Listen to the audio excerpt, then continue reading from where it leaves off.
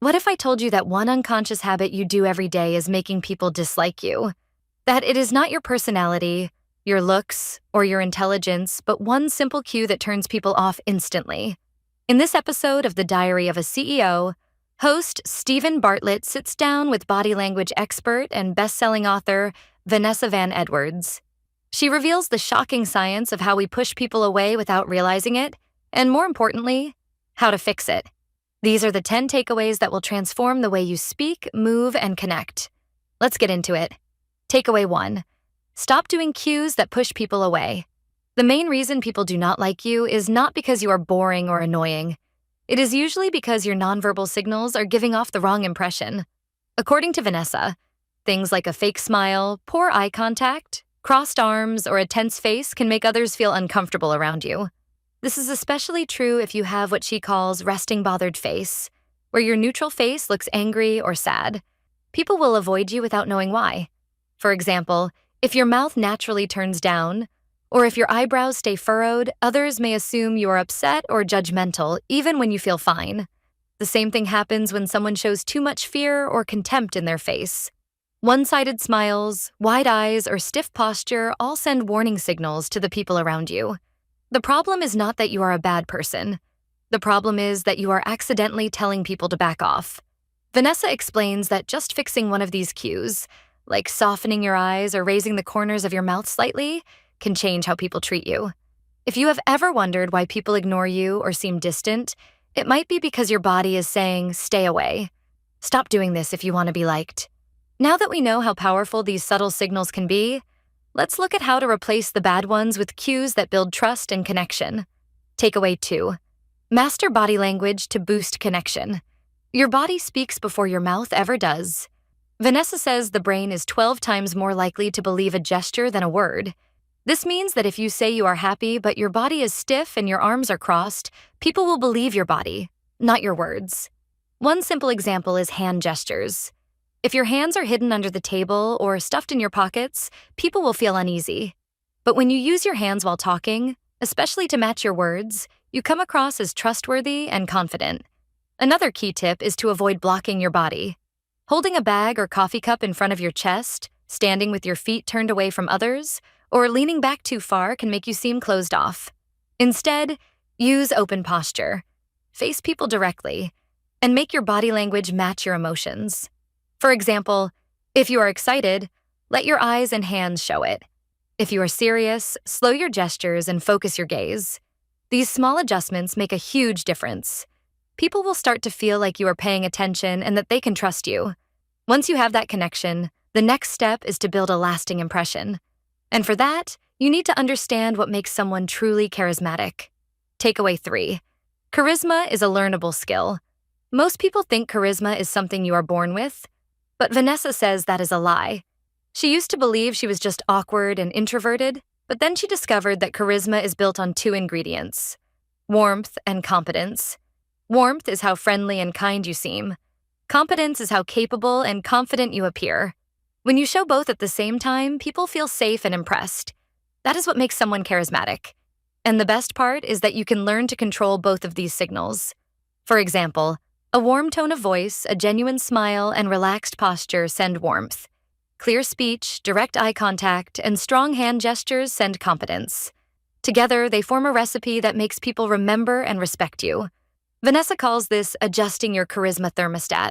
You can turn up your warmth or your competence depending on the situation. The key is to stop thinking charisma is for extroverts only. Anyone, even the shyest person, can learn it. And if you are someone who feels socially anxious or awkward, this next takeaway will help you break out of that cycle. Takeaway 4.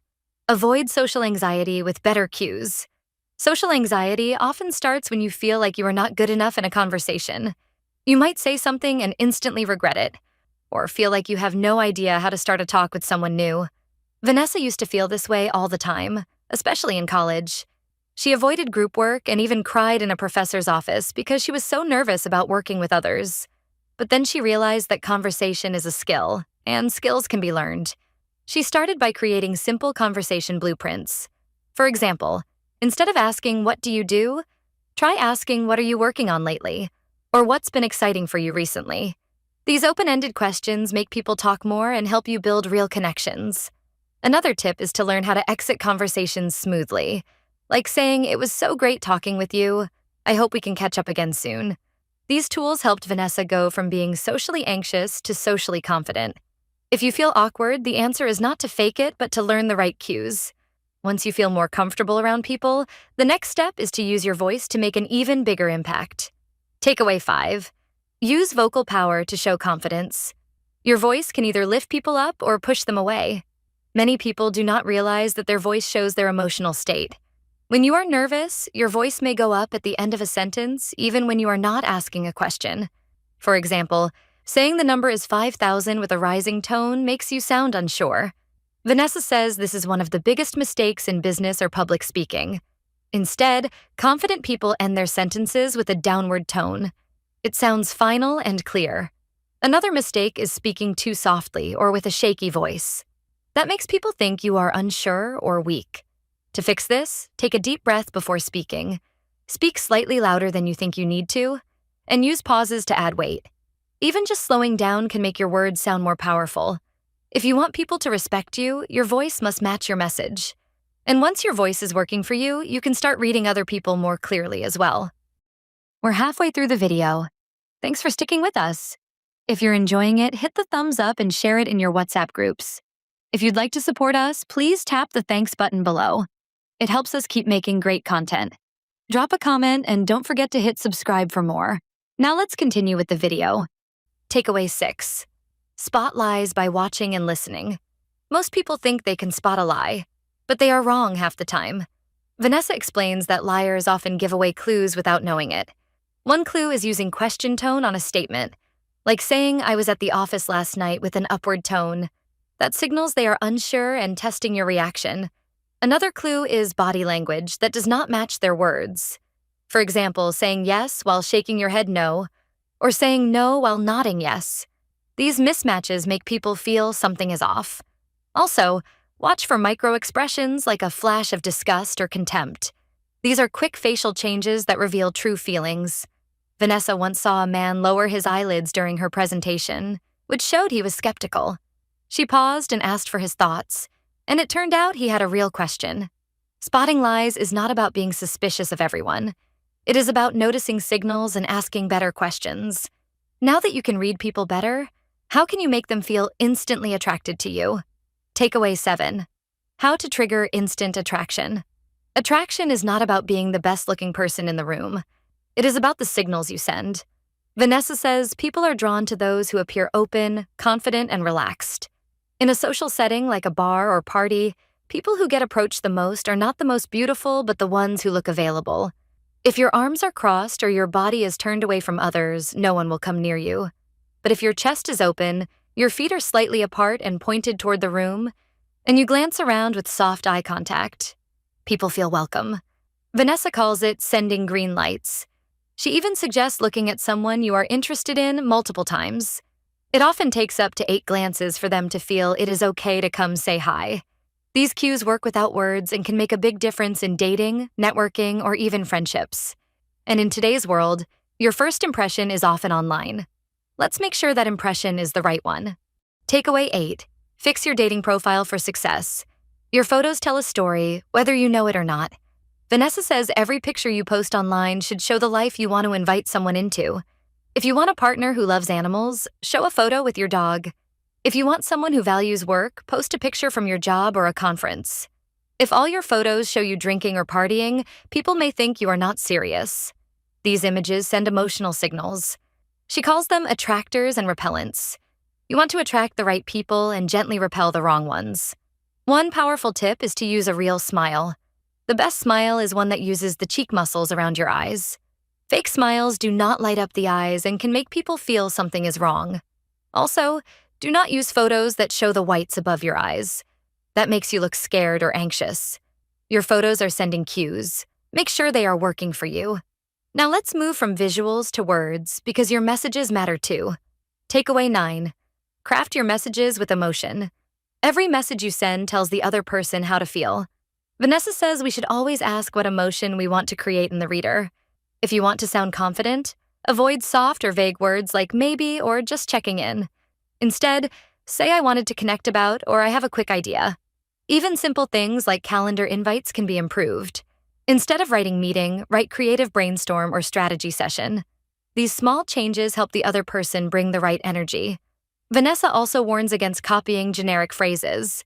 Add your own personality to messages. And never start a message with "How are you?" if you are not ready for the real answer. People can tell when messages are fake. Be real, be specific, and aim for emotional clarity. And finally, remember that who you are around matters just as much as what you say. Takeaway 10. Your environment changes your performance. The people near you affect how you feel and act.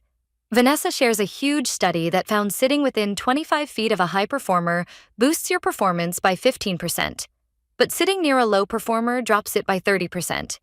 Emotions are contagious. If you are around people who are lazy, angry, or anxious, you will start to feel that way too. Even smell plays a role. In one study, people who smelled fear sweat started to feel anxious. That means we are picking up on signals even without words. The lesson is clear. Be around people who lift you up, who show warmth and competence, and who want you to grow. If you feel stuck, it might be time to look at who is standing beside you.